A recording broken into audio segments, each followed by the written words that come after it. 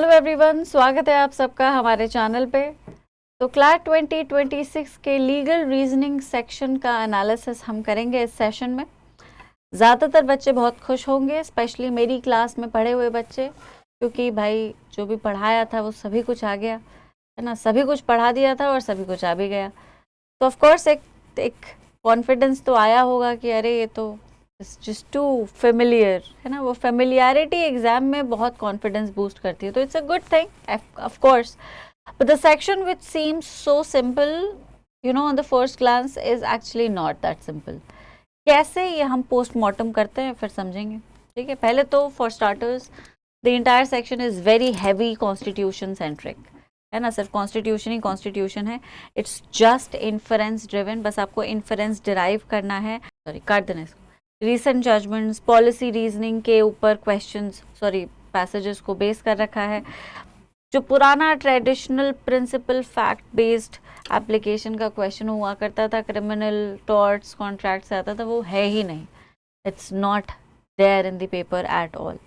ठीक है, तो अगर मैं डिफ़िकल्टी लेवल की बात करूं तो I would say that it is between moderate to high. ठीक है, it was definitely not an easy section. ठीक है, और हालांकि इन जनरली पेपर इजी नहीं आया है, लेकिन ये सेक्शन तो बिल्कुल भी इजी नहीं था। रीडिंग का लोड इस सेक्शन में बहुत हाई था।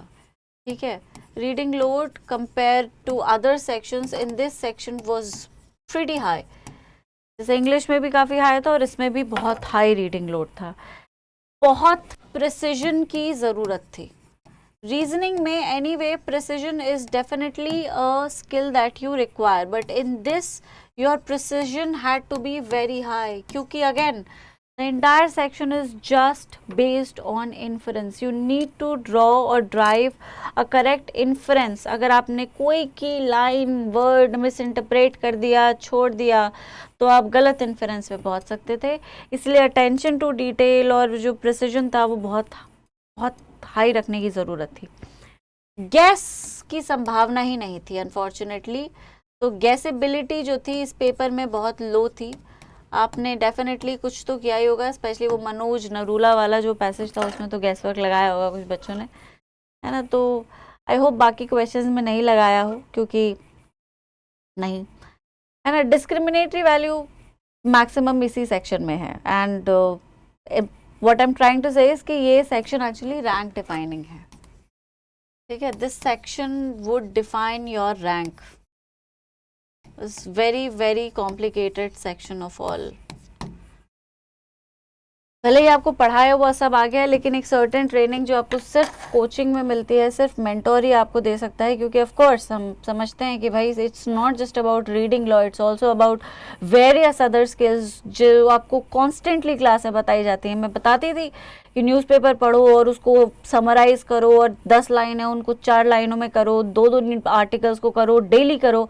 कुछ करते हो नहीं करते हो ये करो। क्यों बताती थी मैं? इसीलिए बताती थी, ठीक है, ताकि रीडिंग का जो प्रैक्टिस है वो बने, ताकि गैसेबिलिटी का जो एक डिफ़ॉल्ट सेटिंग होती है दिमाग में वो ख़त्म हो जाए, प्रिसिजन आ जाए तुम्हारे उसमें, स्किल में, तुम्हारी प्रैक्टिसिंग में, पैसेज को पढ़ने की कैपेबिलिटी में। This is the reason why I kept telling you all those things. अब जिन्होंने मानी उन्होंने बढ़िया किया होगा, जिन्होंने नहीं माना यही सोच लिया कि अरे हर चीज़ थोड़ी मानी जाती है, तो बस उनका नुकसान हुआ होगा, है ना। अब सेक्शन ये ट्रिकी है। मैं पहले कह रही हूँ कि भाई सेक्शन काफ़ी ट्रिकी था। वाई एम आई सेइंग कि सेक्शन ट्रिकी था? क्योंकि सेक्शन में ना पैसेज सिंपल लग रहा है, क्वेश्चंस भी सेटल लग रहे हैं, लेकिन मीनिंग एक्चुअली कॉम्प्लेक्स है। For example, court advised PM CM, ठीक है, पैसेज की लाइन है ये, कोर्ट एडवाइज्ड PM/CM। फिर क्वेश्चन कह रहा है क्या कोर्ट डिस्क्वालीफाई कर सकते हैं, कैन कोर्ट्स डिस्क्वालीफाई। अब हो सकता है वो बच्चे जिन्होंने जल्दीबाजी की, उन्होंने एडवाइस की मीनिंग को अज्यूम कर लिया हो कि एडवाइस अगर कर रहे हैं तो ऑब्वियसली कोर्ट के पास पावर है। एडवाइस का मतलब है no, you must abide by courts directions. No, advice is only a suggestion. You are either either you follow it or you won't follow it. It's never a mandate. Discretion होता है, advice का मतलब ही यही होता है. तो जिन बच्चों ने करेक्ट इन्फ्रेंस ड्रॉ किया है, एडवाइस के मीनिंग को जैसा था वैसा समझा है, उन्होंने सही इन्फ्रेंस ड्रॉ किया है. बाकियों ने जल्दीबाजी कर दी, गलत किया. इस तरह के पैसेजेस जो होते हैं ना, जिनकी लैंग्वेज सिंपल होती है, लाइन भी सिंपल होती है, लेकिन मीनिंग कॉम्प्लेक्स होता है, वो ओवर कॉन्फिडेंस को ट्रिगर कर डालते हैं बच्चों के. और वही ओवर कॉन्फिडेंस जो है वो दिक्कत कर जाता है. तो इस ओवर कॉन्फिडेंस में कुछ बच्चों ने डेफिनेटली गलत कंक्लूजन ड्रॉ कर लिया होगा, बस क्योंकि आपको लगा अरे पैसेज तो बहुत आसान है, मैम ने तो पढ़ाया ही था, है ना. अच्छा, हर पैसेज में एक की लाइन है, ऑलमोस्ट हर पैसेज में, जिस पे पूरा डिसीजन जो इन्फ्रेंस को डिसाइड करेगी, जो डिसीजन को टर्न कर सकती है. सुप्रियो वाला केस ले लो, है ना. तो no fundamental right to marry exists. अब स्टूडेंट्स हो सकता है ये लाइन देख ही ना रहे हो. No fundamental right exists to marry. बहस हो रही, कोई फंडामेंटल, शादी करने का कोई फंडामेंटल राइट ही नहीं है. अब वो पैसेज को अगर ओवरऑल पढ़ेगा तो वो देख रहा होगा भाई सेम सेक्स टॉपिक है, इक्वलिटी की बात है, मैरिज, कॉमन सेंस से वो आंसर्स लगाने लगे होंगे, बस उसी में गड़बड़ कर दी होगी. जनरली बच्चे ऐसा करते हैं क्योंकि पैसेज एक इस तरह की ही थीम को क्रिएट कर रहा है, इक्वलिटी की बात कर रहा है, अफेक्शन का अधिकार है, इज्जत का अधिकार है, ये है वो है ना. तो सोचने वाली बात है. लेकिन फिर कोर्ट्स क्या कह रहे हैं कि भाई फंडामेंटल राइट है थोड़ी शादी का, you do not have a fundamental right to marry. तो आप किस चीज़ को डिमांड कर रहे हैं? तो अब इन्फ्रेंस गलत लग गया क्योंकि आपने जल्दीबाजी कर दी, क्योंकि आपने पैसेज की थीम को गलत तरीके से पकड़ लिया. एक की line, no fundamental right to marry, जिन बच्चे ने मिस करी है उसी बच्चे का गलत हो गया होगा क्वेश्चन इस पैसेज में 100%. ठीक है.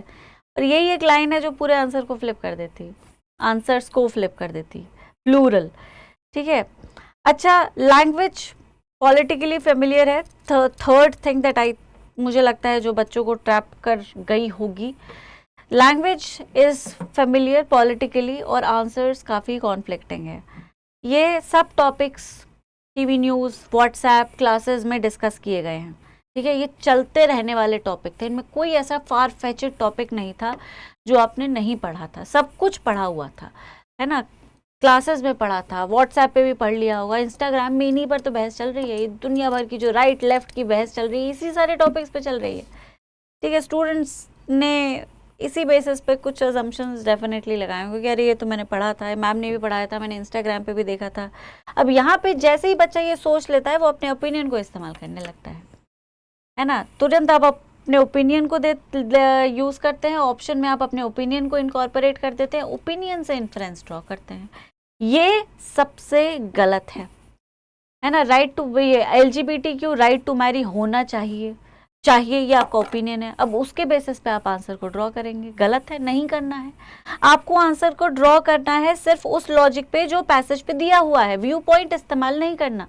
और मैंने लगभग हर सेशन में जब मैंने पढ़ाया, चाहे मैंने यूट्यूब पे पढ़ाया, चाहे मैंने शॉर्ट वीडियो रिलीज़ किया, चाहे मैंने क्लास में पढ़ाया, मैं आपको बार बार ये बात कह रही थी कि अपने व्यू पॉइंट से आप लीगल रीजनिंग में रीज़न नहीं निकालेंगे, आप रीज़न निकालेंगे उन लाइंस पे जो आपको पैसेज में दे रखी हैं. यही उस पूरे सेक्शन का एजेंडा है. How focused can you be while reading a passage, can you draw inference with what is given to you. यही कोर्ट रूम में भी होता है. जज जो है वो अपनी कहानी बना के नहीं डिसीजन लेता ये जुर्म, जो ये दोषी है और ये निर्दोष है, नहीं. मटेरियल जो होता है रिकॉर्ड पे, उसी के बेसिस पे निर्णय लेना पड़ता है. लीगल रीजनिंग बिल्कुल क्लासिक वही एक्सरसाइज है, थोड़ा प्राइमल बेसिस पे, प्राइमोर्डियल एक्सरसाइज है वो कोर्ट रूम की, कि आप किस तरह से आप अपने जो सामने मटेरियल है उसको पढ़ के कंक्लूजन ड्रॉ कर रहे हैं, क्योंकि उसके अलावा आपको और कुछ भी यूज़ नहीं करना. वो नॉलेज जो है वो उस मटेरियल को डिसाइफर करने में मदद करेगी जो आपको दी गई है क्लासेस में, जो आपको पढ़ाया गया है, लेकिन वो नॉलेज आपको आंसर निकालने में मदद नहीं करती. समझ गए? So this is what it is. It's a very powerful trap. You know, students, most of the students get carried away when there are passages like these. तो मुझे डर है कि कुछ बच्चों ने ये गड़बड़ कर दी होगी. अच्छा, जुडिशियल बाउंड्रीज को समझना बहुत ज़रूरी था. 3 पैसेज सुप्रीम कोर्ट जजमेंट्स पे हैं, मनोज नरूला का, तमिलनाडु गवर्नर, सुप्रियो, है ना. तो यहाँ स्टूडेंट्स कोर्ट्स क्या कर सकती हैं, कोर्ट्स क्या नहीं कर सकती हैं, इसका डिफरेंस समझना बहुत ज़रूरी है. कोर्ट के पास एब्सोल्यूट अल्टीमेट पावर नहीं है. whatever it is that they do within the boundaries created by the constitution. They cannot overreach those boundaries, they cannot overreach in their decisions. वो कुछ भी विजिलेंटे की तरह नहीं एक्ट कर सकते, उन्हें अपनी कॉन्स्टिट्यूशनल बाउंड्रीज में रहकर ही डिसीजन लेना पड़ता है, no matter how bad how difficult. ठीक है, तो ये कुछ ऐसा पार्ट है जो हो सकता है बच्चों ने मिस कर दिया होगा, क्योंकि जनरेशन थोड़ी सी, जब आप कानून पढ़ते हो तो आप में सही गलत का एक ज्ञान आने लगता है ना, तो उसी सही गलत के उसको, मतलब it's not a bad thing of course, if you are able to identify wrong and right, it's a very good thing, it means you are becoming mature, समझदार हो रहे हैं आप। लेकिन लीगल रीजनिंग में ये समझदारी है वो थोड़ी गलत साबित हो सकती है। तो जो बच्चे इस डिफरेंस को अच्छे से समझ पाए, जो सुप्रीम कोर्ट की बाउंड्रीज को, कॉन्स्टिट्यूशनल बैरियर्स को, लेजिस्लेटिव, एग्जीक्यूटिव और जुडिशरीज के बीच में जो डिफरेंस और इनके अपने अपने रेस्पेक्टिव पावर के डोमेन को स्टैब्लिश किया गया है, उसको समझ रहे थे क्लास में, उन्होंने मेरी बात को ध्यान से सुना है बार बार, तो उनके लिए मुश्किल नहीं रहा होगा। लेकिन जिन्होंने नहीं ध्यान दिया, जो विजिलेंटिज्म में चले गए, अरे ये तो होना चाहिए, ऐसा तो होना चाहिए, वैसा होना चाहिए, उन्होंने गलती की होगी डेफिनेटली। ठीक है, अब जैसे कि मैंने आपको बताया है कि कुछ हर पैसेज में कुछ 2-1 लाइंस हैं, एक आध लाइन जो कि मास्टर लाइन है, अगर वो पकड़ ली तो सही है, सारे 5-6 क्वेश्चन उसी से हो जाते, वो छोड़ दी तो क्वेश्चन गड़बड़ हो गए होंगे। So that is the problem, that is what got me the most, that there's just 1-2 lines in the passage that would turn the entire inference of all the answers for that matter, not just one. तो अगर वो line आपने अगर पकड़ ली थी passage को पढ़ते वक्त, तो आपके सारे क्वेश्चन सही होंगे। लेकिन अगर वो लाइन आपने नहीं पढ़ी तो चांस है कि हो सकता है आपके सारे ही क्वेश्चन गलत भी हो गए होंगे। I mean, I don't want to say this, I don't want to scare you or anything, but it is what it is. Let's hope कि आपने ऐसा नहीं किया हो। ओके, अब यही मतलब ये एक बेसिक ओवरव्यू है, पैसेज वाइज चल पड़ते हैं हम। Let's move on to passages. ठीक है, तो पहला passage, one nation one tax, politics, same political motive, different avatars, है ना। One nation one ration card, one nation one election, one nation one tax, उसी पे पैसेज है, कोई बहुत कॉम्प्लिकेटेड पैसेज नहीं है। यूनिफॉर्मिटी प्लस वर्सेस फेडरलिज्म का जो डिबेट है ये आज से नहीं है, आपको क्लास में बहुत अच्छे से पढ़ाया भी गया भाई फेडरलिज्म क्या है और किस तरह के अटैक्स आते हैं फेडरलिज्म पे। ठीक है, तो पॉलिटिकल बायस इस पैसेज में आपको क्रिएट नहीं करना था। यूनिफॉर्मिटी का मतलब एम्पावरमेंट नहीं होता है, इससे आपको कंफ्यूज नहीं होना था कि भाई यूनिफॉर्मिटी से एम्पावर हो जाएंगे तो बच्चा थोड़ा कैरिड अवे हो जाता है, क्योंकि एज भी वैसी होती है। तो पैसेज का जो मोटिव था, जो आपको एम्पावर करने का था, आपको ट्रिगर करने का था, वही इग्नोर करना था। This passage was there to trigger your emotions. It was actually, इसे बनाया ही ऐसा गया, इसकी लैंग्वेज ही ऐसी है कि आपके ओवर कॉन्फिडेंस को, आपके खुद के ओपिनियन को, आपके बाइस को, पॉलिटिकल व्यू को, इंक्लिनेशन को, सबको ट्रिगर करता है ये passage. You need to identify the objective of scheme. You need to just read the passage like a passage. You cannot channelize your inner emotions by reading a passage. मतलब of course ऐसा मुश्किल होता है, लेकिन आपको यहाँ exam में अपने इमोशंस को चैनलाइज नहीं करना है। जैसे फिक्शन पढ़ के भी कई बार एकदम रोने भी लगते हैं, दुख भी हो जाता है, लेकिन at the end of the day you have to remember the fact कि वो है एक फिक्शन ही, है ना। चाहे वो मूवी हो, चाहे वो किताब हो, चाहे कविता हो, कुछ भी हो, तो अगर उसमें बहुत इमोशंस होते हैं, लिखने वाले ने डाले होते हैं, तो वो रीडर को टच भी कर जाते हैं।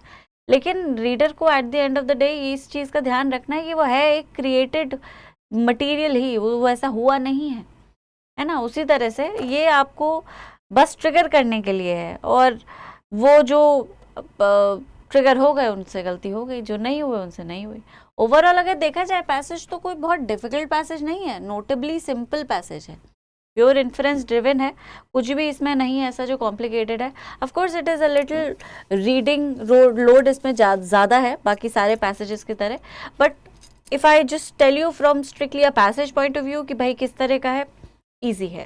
फेडरलिज्म के कंसेप्ट को अगर आप समझते थे, फेडरलिज्म किस तरह से कॉन्स्टिट्यूशन में इनकॉर्पोरेट किया गया है, what kind of federalism exists in our country and how it has been time and again tried to be done away with, कितनी सारी पॉलिसी से, कितने सारे जजमेंट, मतलब जजमेंट तो नहीं but there have been multiple times जहाँ पे फेडरलिज्म को ओवरराइड करने की कोशिश की गई है, जहाँ पे इस डेलिकेट बैलेंस ऑफ पावर को डिस्टर्ब करने की कोशिश की गई है। एक बार नहीं कई बार हुआ है। तो ये कहानी आपने सबने सुनी है मुझसे, एक बार नहीं बहुत बार सुनी है।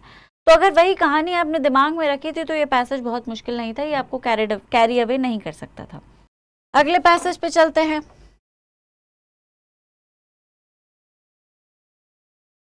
Now next passage was on preamble, है ना। तो next passage was on preamble, history का interpretive role in constitution, मतलब how history has helped shape the constitution, वो है। preamble को मैंने आपको कहानी की तरह समझाया था, I did teach you what preamble is, है ना, और भाई उसका क्या रोल है, वो कॉन्स्टिट्यूशन में क्या इंपॉर्टेंस रखता है, एंड केसेस जहाँ पे प्रियम्बल के इम्पोर्टेंस को डिस्कस किया गया है। फाइनली भाई प्रियम्बल कॉन्स्टिट्यूशन में क्या इंपॉर्टेंस होल्ड करता है, केशवानंद भारती में क्लैरिफाई कर दिया गया था। प्रियम्बल को आपको बस पैसेज के पॉइंट ऑफ व्यू से ही लिमिट करना था। Your knowledge had to be just what the passage was giving to you. Preamble you know sort of like a political or a philosophical debate, both political and philosophical debate. So students who went a little too deep into it might have wasted a lot of time. Otherwise passage relatively simple है, specific lines हैं उसमें जो questions को solve करने में मदद करती हैं। preamble और constitution ने एक दूसरे को shape किया है। This is what the key claim is, जो कि author ही passage में बताने की कोशिश कर रहा है। It is that both dependent on each other in terms of creation. Preamble has shaped constitution and vice versa. मतलब दोनों ने एक दूसरे को शेप किया है और ऑथर का यही की क्लेम है कि दोनों एक दूसरे से इंडिपेंडेंट नहीं है। तो अगर आपने ऑथर के की क्लेम को समझ लिया तो फिर पैसेज कुछ भी डिफिकल्ट नहीं था। It was quite easy and very interesting also. Anybody who was in the class who studied constitution could have solve this passage very very easily. कुछ भी इसमें ओवरली कॉम्प्लिकेटेड नहीं था। Just few lines and you would be able to solve all the questions, है ना। Just कुछ ही की details पे ध्यान देना था, जो मैंने आपको बता दिया। ऑथर का की क्लेम वही था जिसके बेसिस पे सारे क्वेश्चन सॉल्व हो जाते। जैसे according to the passage the relationship between constitution and the preamble can be described as, ठीक है, preamble was drafted in isolation, the constitution and preamble were framed independent of each other, both constitution and preamble were shaped in light of each other, the preamble has no relevance to the constitution। तो सी है इसका सही answer. तो author यही बताने की कोशिश कर रहा है, पहला क्वेश्चन जो है वही ऑथर के की क्लेम पे बेस कर रहा है। और ये बाकी अगर आप ये समझ गए तो फिर बाकी कोई भी और क्वेश्चन इस पैसेज में डिफिकल्ट नहीं था, ठीक है। अगले पैसेज की तरफ आते हैं। Manoj Narula versus union of India का जजमेंट। अच्छा पैसेज था ये भी। Moral advice versus enforceable decision के बीच में एक डायरेक्शन, एनफोर्सेबल डायरेक्शन के बीच का एक डिबेट है ना। Moral advice versus enforceable direction. तो मिनिस्टेरियल चार्जेस, मतलब मिनिस्टर्स के ऊपर लगने वाले चार्जेस, और कोर्ट गाइडेंस दे सकता है, ऑर्डर्स नहीं दे सकता। टोन को स्पॉट करना था, जैसे एडवाइस, होप, ट्रस्ट जो कि पैसेज में दे रखे हैं। इन्हीं से समझ आता है कि भाई कोर्ट के जो डायरेक्शंस हैं वो मैंडेटरी नहीं है और कोर्ट के डायरेक्शंस के बेसिस पे डिस्क्वालीफाई नहीं किया जा सकता, है ना। तो भाई मतलब it's just about catching the key phrases in this particular passage. The entire thing was about advice, hope, trust. That is what the passage focuses on. छोटे छोटे वर्ड्स, मतलब 2-3 वर्ड्स, उन्हीं पर है ये पैसेज, ठीक है। अब इंटरप्रिटेशन के बेसिस पे अगर क्वेश्चन सॉल्व किए हैं तो बहुत अच्छी बात है, क्वेश्चन सही होंगे। इंटरप्रिटेशन किस चीज़ की? पैसेज की। ऑथर आपको क्या बताना चाह रहा है कि सुप्रीम कोर्ट की पावर कितनी है, सुप्रीम कोर्ट की पावर कहाँ तक एक्सटेंड कर सकती है ना। ये सारी चीज़ें आपको पैसेज में बताई गई है, अच्छे से बताई गई हैं। और अगर आपने ये पढ़ लिया, इंटरप्रेट कर लिया प्रॉपरली, तो क्वेश्चन आपके सही गए होंगे। लेकिन अगर आपने पर्सनल बिलीफ से क्वेश्चन सॉल्व कर दिए, जो कि कुछ बच्चे कर देते हैं, तो गलत हो गए होंगे। कोर्ट्स के लिमिट को आप समझते हैं, तीनों ऑर्गन्स के बीच के डिफरेंस को आप समझते हैं, इनकी स्कोप और एप्लीकेशन ऑफ पावर्स को आप समझते हैं, तो ये पैसेज डिफिकल्ट बिल्कुल भी नहीं था, ठीक है। नेक्स्ट की तरफ आ जाते हैं, state of Tamil Nadu versus governor of Tamil Nadu. अब ये तो बहुत बड़ी डिबेट है, इस पे हमने पूरा एक सेशन डिवोट किया था, ठीक है। तो judicial review of delay by governor, अब पॉकेट वीटो को प्रेसिडेंशियल कंसेप्ट से थोड़ा मिक्स कर दिया है, तो that might have confused few students, हो सकता है, मतलब हो सकता है ना भी हो, जिन्होंने अच्छे से ध्यान दिया क्लास में वो नहीं भी होंगे। फिर return versus reserve versus with hold का कंफ्यूजन हो सकता था कि भाई रिटर्न क्या है, रिवर्स क्या है, विद होल्ड क्या है, क्योंकि तीनों अलग अलग कंसेप्ट हैं। तो गवर्नर किस सिचुएशन में क्या कर सकता है, might have created a confusion, specially in a situation जहाँ पे बच्चा ऑलरेडी काफ़ी डरा हुआ है, पैनिक में है ना। अब जो बच्चे कंसेप्ट को, इस कंसेप्ट को अच्छे से समझ चुके थे, जो मैं समझाना उन्हें चाह रही थी कि हाँ भाई देखो ये बात है और ये ऐसा हो रहा है और ऐसा नहीं होना चाहिए, क्यों ये डेंजरस है, क्यों ये फेटल है, किस तरह से फेडरलिज्म का स्ट्रक्चर अफेक्ट होता है। If any student, if every student और इफ ऑल द स्टूडेंट्स और however many students were able to grasp this concept in the same capacity I was trying to teach them, तो ये passage बहुत interesting था और quite easy भी था, ठीक है। तो ये पैसेज अगेन कि क्या आप मेंटोरशिप में पढ़े, देखो यही सारी कुछ छोटी छोटी चीज़ें होती हैं, है ना, यही सारी छोटी छोटी चीज़ें होती हैं जो आपको उन बच्चों से अलग कर देती हैं जो समझ के पढ़ के आए हैं और जो खुद ही पढ़ रहे हैं। खुद पढ़ना बच्चे गलत बात नहीं है, I understand that you know there are some students who just cannot afford to do it, so I'm not demeaning them and I'm not putting them down, I'm not definitely making a declaration कि वो बच्चा तो निकाल ही नहीं सकता कि जो coaching से नहीं पढ़ा, बिल्कुल नहीं, हो सकता है उन बच्चों ने बहुत अच्छा परफॉर्म किया। मैं बस एक फैक्ट्स के बेसिस पे जो इन्फर कर रही हूँ वो आपके सामने रख रही हूँ, है ना, कि उन बच्चों को एक डिसएडवांटेज का सामना ज़रूर करना पड़ा होगा जिन्होंने मेंटोरशिप में तैयारी नहीं करी है। तो ये अब इसको क्या कहेंगे, ये तो मैं मतलब I don't want to give a judgment on it, right. तो but it is what it is, मतलब इस पेपर से ये सामने आता है कि बच्चा जो कोचिंग में पढ़ा उसके पास एक एडवांटेज रहा, क्योंकि वो सारी स्किल, वो सारा मटेरियल, वो सारे कंसेप्ट जो उसे क्लास में पढ़ाया गया वो सब पेपर में है ना। उन बच्चों के लिए पेपर डिफ़िकल्ट नहीं है। अगर वही है, हर बच्चा कोचिंग में भी नहीं आता, हर बच्चा क्लास भी नहीं अटेंड करता, हर बच्चा टीचर की बात पे ध्यान भी नहीं देता, not just about a child coming to the class or a child joining a coaching institution, it's also about a child who's paying attention. So it's actually all about a child who's paying attention, a child who did pay attention to whatever was taught to him, और भले ही आप मतलब खुद भी पढ़ रहा है, वो खुद भी पढ़ते हुए अटेंशन दे रहा था उन चीज़ों पर जो उसने, जो उसे उसके मेंटोर्स ने, जिनसे किसी से तो गाइडेंस ही करता ही है बच्चा, जो बताई गई। तो फिर ओवरऑल पेपर केक वॉक नहीं था लेकिन ओवरली डिफ़िकल्ट भी नहीं था, है ना। जैसे ये जो है पूरा जो केस है ये उसी चीज़ का उदाहरण है कि भाई आपको ये सारी चीज़ें ही पढ़ाई जाती हैं क्लास में, यही तो है। मतलब आप जब खुद पढ़ते हो थोड़ा सेग्रीगेशन डिफिकल्ट हो जाता है, you not really able to understand कि भाई क्या पढ़ें। चलो कन्वेंशनल कंसेप्ट आपने ऊपर ऊपर से पढ़ लिए, बट बाकी जो उसके प्रोज एंड कॉन्स और जो डिबेट्स हैं जो चल रहा है वो कैसे पढ़ोगे, है ना। वही इसीलिए टीचर पढ़ाता है आपको, टीचर समझता है कि भाई इससे जुड़े हुए और इसके नुआंसेस हैं, ये तो कंसेप्ट है लेकिन इसका और नुआंस है, इसका ये इम्पैक्ट है, ये इसका एप्लीकेशन है, वो आपको टीचर ही पढ़ाता है, वो आप खुद नहीं ढूंढ पाते। तो ये एक डिफरेंस आ जाता है, यही डिफरेंस एग्जाम में दिख रहा है, इस बार प्रॉपरली दिख रहा है, ठीक है। बाकी एग्जाम्स में मैं कहूँगी कि उतना एविडेंट नहीं था, सटल था लेकिन सटल था, लेकिन इस बार तो प्रॉपरली है। मतलब like I said, I am generally quite accurate when it comes to my syllabus. मेरी प्रेडिक्टेबिलिटी भी काफ़ी स्ट्रॉन्ग है इस मामले में कि 5-6 पैसेजेस में से तो 4 या 3-4 तो आ ही जाते हैं बिल्कुल डायरेक्टली पढ़ाए हुए। अगर 1% कुछ ऐसा भी आता है जो मैंने डायरेक्टली डील नहीं किया तो उसकी फाउंडेशन तो मैंने दे ही रखी होती है, बच्चा कर लेता है ना। अब इस बार तो सभी कुछ आ गया, बिल्कुल मतलब प्लेटर पे ही आ गया। देखो ये क्लास में पढ़ाया था, ये पैसेज आ गया, ये क्लास में पढ़ाया था, ये पैसेज आ गया।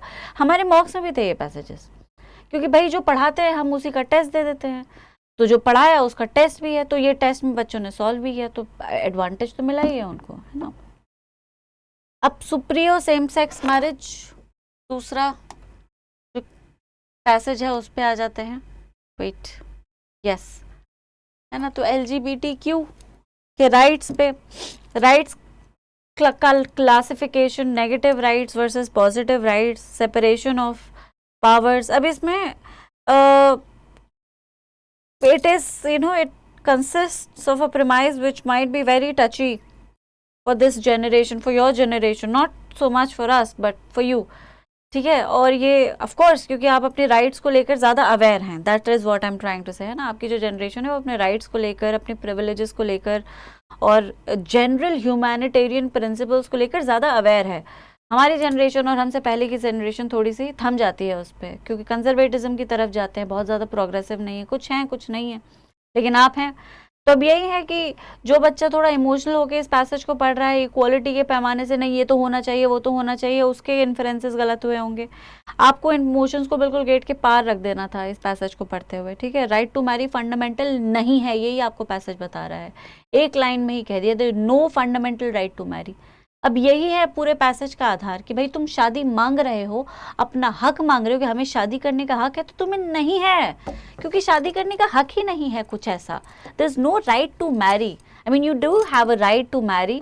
आर्टिकल 21 के एक्सटेंशन से आपको कहा जा सकता है कि आपको राइट टू चॉइस आपका फंडामेंटल राइट हो सकता है, राइट टू प्राइवेसी आपका फंडामेंटल राइट हो सकता है, लेकिन right to marry fundamental right नहीं है ना. इसमें प्रॉपरली बताया गया है कि if at all it is to be created as a fundamental right or any right for that matter, the responsibility lies on the parliament to create that as a right, to formulate it as a right.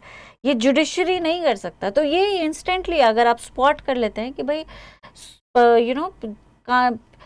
कचहरी के हाथ भी, जज के हाथ भी बंधे हुए हैं, वो आपको न्याय कर सकता है आपके साथ, लेकिन वो आपको राइट्स नहीं दे सकता. The only job of judiciary is to interpret the rights that are already there. New rights को क्रिएट नहीं किया जा सकता, एग्जिस्टिंग राइट्स को ख़त्म नहीं किया जा सकता. जो ऑलरेडी राइट्स हैं उनको इंटरप्रेट किया जा सकता है. अब जो राइट है ही नहीं उसका इंटरप्रिटेशन भी कैसे होगा. तो यही था पूरा पैसेज ही, यही था उसका थीम ही, यही था कि फंडामेंटल नहीं है राइट, है ना. इस केस का भी आधार यही है, इस पैसेज का भी आधार यही है. अगर आप अपना सोशल व्यू पॉइंट, अपना ओपिनियन लगाते हैं पैसेज में तो गलत कर देंगे, लेकिन पैसेज पे अगर स्टिक रहते हैं कि भाई इक्वालिटी, मैरिज अजम्पशन जो है भाई, मैरिज में इक्वालिटी होनी चाहिए और जो जिससे शादी करना चाहता है उसके पास राइट होना चाहिए, इसको अगर इक्वेट कर देते हैं, this is more of a social point of view, है ना. This is not what our judgements, interpretations और कॉन्स्टिट्यूशन रिकॉग्नाइजेस. तो ये जो है it might have created a subtle confusion. तो जिन्होंने एग्जैक्ट लाइंस नहीं पढ़ी हैं उन्होंने हो सकता है गलती की हो, क्योंकि पैसेज कहीं ना कहीं एक सटल हिंट दे रहा है कि भाई मैरिज में इक्वालिटी है. That is what the entire confusion is. The passage, creates an idea that equality is equal to marriage. है ना. मैरिज में इक्वालिटी ज़रूरी है, तो वो इक्वालिटी सेम सेक्स कपल्स को भी मिलनी चाहिए, लेकिन एक सटल लाइन है जो कहती है कि भाई फंडामेंटल राइट ही नहीं है मैरी का. No fundamental right to marry. बस यही है, that creates all the difference. ये प्रीमाइस जो है ये वीक पड़ जाता है क्योंकि फंडामेंटल राइट टू मैरी है ही नहीं, और यही है आपके बाकी सारे क्वेश्चंस का आधार. In 2023, 2 individuals in India, Ramesh Sameer, identify as same-sex couples, sought to legally solemnize their marriage. Based on the Supreme Court decision, what is the current legal standing of their ability to marry? Their marriage is legally recognized nationwide? No. Their marriage is not legally recognized, as the Supreme Court ruled that this issue is for the Parliament to address. ये सही answer है. ठीक है. Their marriage is recognized only if both of them identify as transgender. ये assumption है. Their marriage is temporarily recognized until parliamentary decide. ये वो बच्चा मार्क कर देगा जिसने ठीक से नहीं पढ़ा, है ना, पैसेज को भी और कॉन्स्टिट्यूशन को भी. कुछ बच्चों ने ए हो सकता है मार्क किया हो, क्योंकि पैसेज में कहीं ना कहीं एक इल्यूजन क्रिएट होता है. क्या ये नया कॉन्स्टिट्यूशनल राइट बना दिया है सुप्रीम कोर्ट? नहीं बनाया. सुप्रीम कोर्ट राइट नहीं बना सकता, यही तो है. That is what I am trying to tell you कि भाई ये पैसेजेस जो है वो कंफ्यूज करने वाले हैं, कंफ्यूज कर देते हैं, गलत इल्यूजन क्रिएट करते हैं और कुछ और ही बोल जाते हैं. और कैसे बोलते हैं वो कुछ और, वो उस एक लाइन से, उन हिंट से जो पैसेज में ऑथर ने ड्रॉप कर रखी है, बहुत केयरफुली, बहुत सोच समझ के भाई ये पैसेज, सॉरी ये सेक्शन जो है वो क्रिएट किया गया है. I am really impressed. This is what legal reasoning is. This is what law is. You need to read between the lines. The law is never black and white. It is not what the bare provision says. It always carry diverse meanings, और वो meanings ही interpret करने के लिए हमारे पास एक पूरा mechanism है, इतना robust, इतना vast, है ना, ऊपर से लेकर नीचे तक यही तो चल रहा है भाई. राइट्स का इंटरप्रिटेशन, राइट्स का मीनिंग क्या है, क्या नहीं है, क्या कर सकते हो, क्या नहीं कर सकते. तो यही इल्यूजन था जिससे बचना था. जो बच गया बहुत बढ़िया, जो नहीं बचा क्या ही कर सकते. ठीक है ना.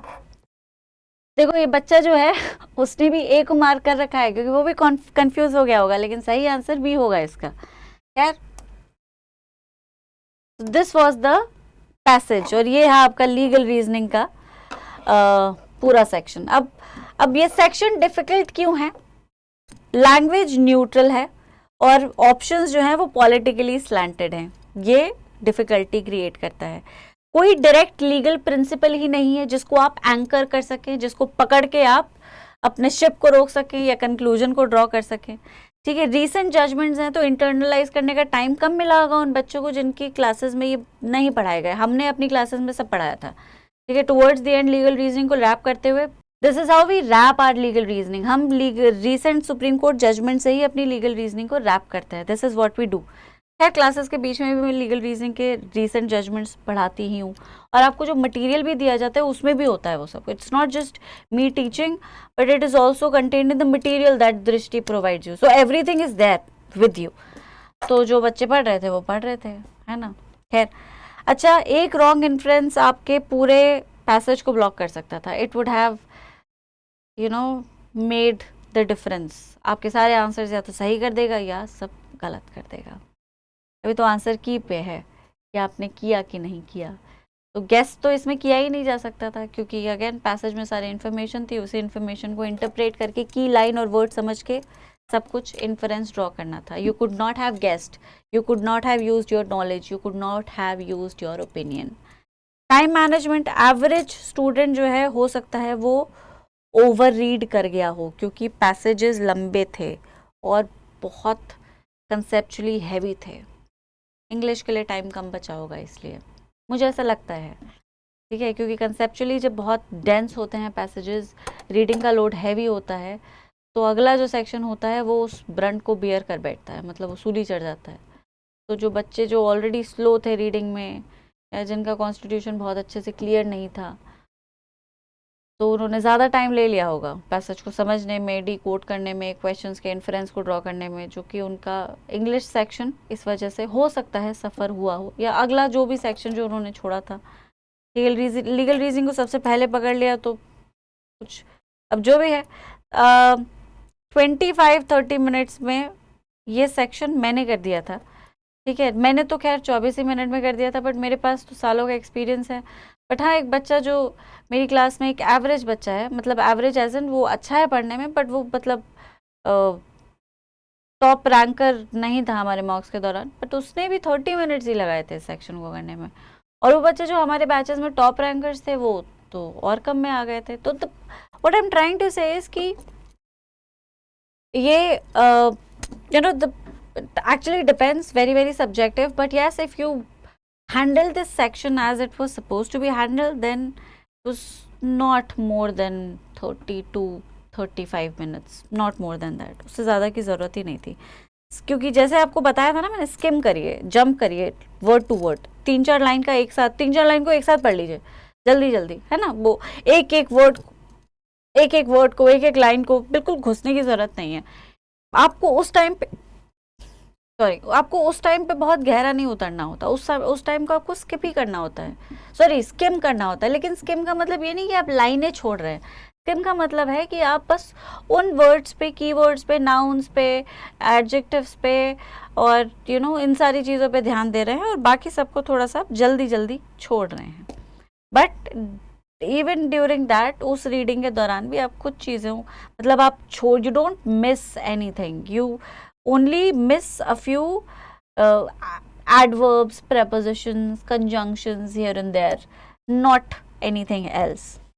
ठीक है, अगर आप इंटेंट डिटेक्शन, मतलब ऑथर का इंटेंट, आपका नहीं, ऑथर के इंटेंट के बेसिस पे अगर आप उसको डिटेक्ट अगर आपने कर लिया और उसके डिटेक्शन के बाद अगर आप एलिमिनेशन कर रहे थे तो फिर तो आप कमाल ही कर गए होंगे इस सेक्शन में।